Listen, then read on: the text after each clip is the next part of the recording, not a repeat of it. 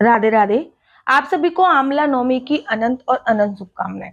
मान्यता है जो व्यक्ति आमला नवमी का व्रत रखता है, उसकी पूजा करता है और उसकी कथा सुनता है, उसका मन पवित्र हो जाता है और जन्म मरण के बंधन से मुक्त हो जाता है। अर्थात पुनरपि जन्म पुनरपि वर्णम, बार बार जो जन्म लेने का और मरने का जो लक्ष्य होता है वो खत्म हो जाता है और वो सीधा भगवान विष्णु को होता है।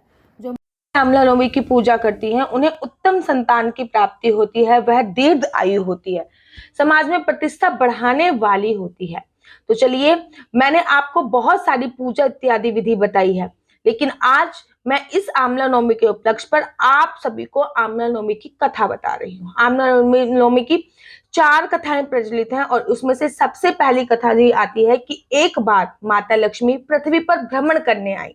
रास्ते में माता लक्ष्मी के मन में लालसा हुई कि मैं विष्णु भगवान और भगवान शिव की पूजा एक साथ करना चाहती हूँ। तभी माता लक्ष्मी ने विचार किया कि भगवान विष्णु और शिव की पूजा एक साथ कैसे हो सकती है। तभी उन्हें ख्याल आया कि तुलसी में भगवान विष्णु का वास होता है और बेल में भगवान शिव का वास होता है और इन दोनों के गुण एक साथ आंवले में पाए जाते हैं।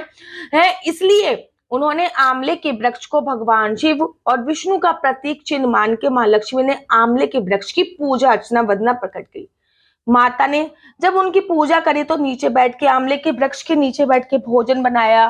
फिर दोनों को निमंत्रण दिया, भगवान विष्णु को और भगवान शिव को। फिर दोनों आए और उन्होंने आंवले के वृक्ष के नीचे बैठकर भोजन खाया। माता लक्ष्मी से प्रसन्न हो गए। भोजन बना के जब भगवान विष्णु ने और शिव ने भोजन करवाया, उसके बाद स्वयं भोजन किया और यह घटना कार्तिक शुक्ल पक्ष की नौमी तिथि थी। तभी भगवान शिव ने और भगवान ब्रह्मा विष्णु जी ने उनको आशीर्वाद दिया कि हे देवी, हम तुम्हारी पूजा अर्चना वंदना से प्रसन्न हैं और आज हम ये वरदान देते हैं कि आज के दिन जो भी आंवले के वृक्ष के नीचे बैठ के भोजन पका के भोजन खाएगा, उसके घर में कभी भी अन्न दान की कमी नहीं होगी। इसीलिए आंवला नवमी के दिन आंवले के वृक्ष के नीचे भोजन पकाने का बहुत बड़ा प्रावधान है और उसके बाद भोजन पका के भोजन खाने का भी बहुत बड़ा प्रावधान है।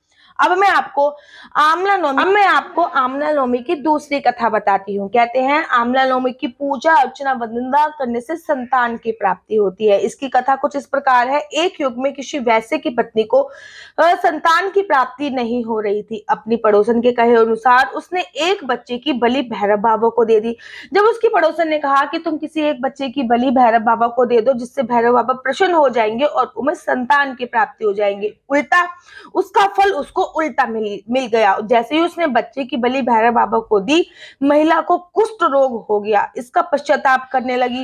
रोग मुक्त होने के लिए गंगा जी की शरण में गई। तब गंगा ने उसे कार्तिक शुक्ल पक्ष की नौमी तिथि को आंवले के वृक्ष का पूजन कर आंवले का सेवन करने से कहा, जिस पर महिला ने गंगा माता के बताए अनुसार इस तिथि को आंवले की पूजा कर आंवला ग्रहण किया और वह रोग मुक्त हो गई। इस व्रत के पूजन के प्रभाव से कुछ दिनों में उसे दिव्य शरीर व संतान की प्राप्ति हुई। तब से हिंदुओं में इस व्रत को करने का प्रचलन बढ़ गया है और ये परंपरा आज भी चली आ रही है। अब मैं आपको आमला नवमी की तीसरी कथा के बारे में तीसरी कथा के अनुसार किसी समय काशी नगर में एक व्यापारी और उसकी पत्नी रहते थे। उसकी कोई संतान नहीं थी। इस कारण व्यापारी की पत्नी हमेशा दुखी रहती थी। दुखी तो व्यापारी भी रहता था, लेकिन व्यापारी की पत्नी बहुत ज्यादा दुखी रहती थी। एक दिन उसे किसी ने कहा कि यदि वह संतान चाहती है तो किसी जीवित बच्चे की बलि भैरव बाबा को चढ़ानी होगी। उसने यह बात अपने पति से कही, लेकिन पति को यह बात जरा भी पसंद नहीं आई। क्योंकि उसकी पत्नी संतान की बहुत अधिक लालसा थी, इसलिए अपने पति से छुपकर अच्छे बुरे की परवाह किए बगैर एक बच्चा चुराकर उसकी बलि भैरव बाबा को दे दी। उसका गंभीर परिणाम हुआ। व्यापारी की पत्नी को कई रोग हो गए। पत्नी की यह हालत देखकर व्यापारी दुखी हुआ। उसने इसका कारण पूछा तो पत्नी ने बताया कि बच्चे की बलि के कारण उसकी ये हालत हुई है। यह सुनकर व्यापारी को बहुत क्रोध आया, लेकिन पत्नी की हालत से वह दुखी था। इसलिए उसने उपाय बताया कि वह इस पाप से मुक्ति के लिए गंगा स्नान करे और सच्चे मन से ईश्वर की प्रार्थना करे।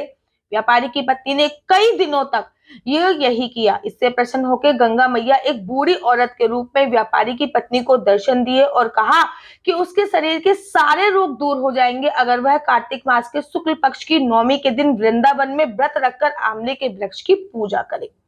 व्यापारी की पत्नी ने बड़े विधि विधान से आंवला नवमी का व्रत किया। इससे शीघ्र ही उसके सभी कष्ट दूर हो गए। उसे एक स्वस्थ और सुंदर संतान की प्राप्ति हुई। इसी दिन से महिलाएं सुख, सौभाग्य, रोग मुक्ति और उत्तम संतान की प्राप्ति के लिए आंवला नवमी का व्रत रखती हैं। अब मैं आपको आंवला नवमी की चौथी कथा सुनाती हूँ। एक राजा था, उसका प्रण था कि वह रोज 1.25 मन आंवला दान करके ही खाना खाता था।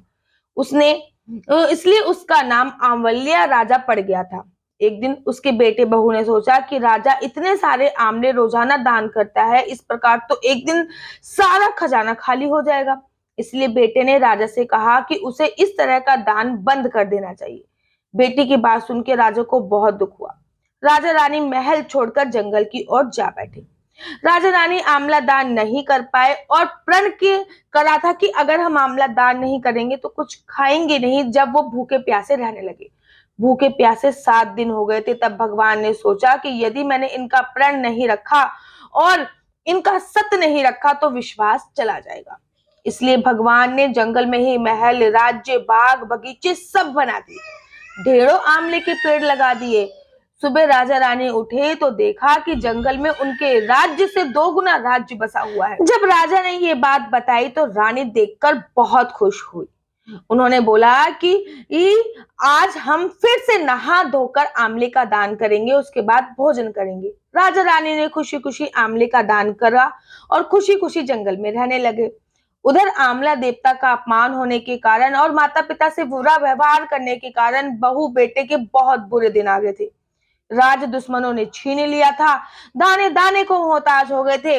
काम ढूंढते हुए अपने पिताजी के राज्य में आ पहुंचे। उसकी हालत इतनी बिगड़ी हुई थी कि पिता ने उन्हें पहचान ही नहीं पाया और काम पर रख लिया। एक दिन बहू ने अपने सास के बाल गूंथते समय उसकी पीठ पर मस्सा देखा। उसे यह सोचकर रोना आ गया कि ऐसा मस्सा मेरी सास के भी था। हमने ये सोचकर उन्हें आंवला दान करने से रोका था कि कहीं हमारा धन नष्ट ना हो जाए। आज वे लोग न जाने कहां होंगे। यह सोचकर बहू को रोना आ गया और उसके आंसू टप टप उसकी सास की पीठ पर गिरने लगे। रानी ने तुरंत पलटकर देखा तो पूछा, तो क्यों रो रही है? उसने बताया कि आपकी पीठ जैसा मस्सा मेरी सास की पीठ पर भी था। हमने उसे आंवला दान करने से मना कर दिया, इसलिए वह घर छोड़कर कहीं चले गए हैं। तब रानी ने उसे पहचान लिया और सारा हाल बताया और अपना हाल बताया। अपने बेटे बहू को समझाया कि दान करने से धन कभी कम नहीं होता है बल्कि बढ़ता है। बेटे बहू को भी अब सुखी से राजा रानी के साथ रहने लगे। हे भगवान, जैसे राजा रानी का सत्य रखा है वैसे ही हम सबका भी सत्य आपको रखना है। मान्यता है कि जो व्यक्ति आंवला नवमी, अक्षय नवमी का व्रत रखते हैं अथवा पूजा करते हैं उनकी असीम शांति मिलती है। जो महिलाएं आंवला नवमी की पूजा करती हैं उन्हें उत्तम संतान की प्राप्ति होती है। कहते हैं कि आंवला नवमी की पूजा से पति पत्नी दोनों के बीच रिश्ते में बहुत ज्यादा मधुरता आ जाती है। आशा करती हूँ कि आपको ये कथा पसंद आई होगी। इस वीडियो के माध्यम से मैंने आपको 1 नहीं 2 नहीं आंवला नवमी की 4 कथा सुनाई है। आंवला नवमी पर आप लोगों को आंवले का दीपदान अवश्य करना चाहिए, जैसे विधि मैंने आपको पहले भी बताई है। आशा करती हूँ आपको मेरी वीडियो अच्छी लगती होगी।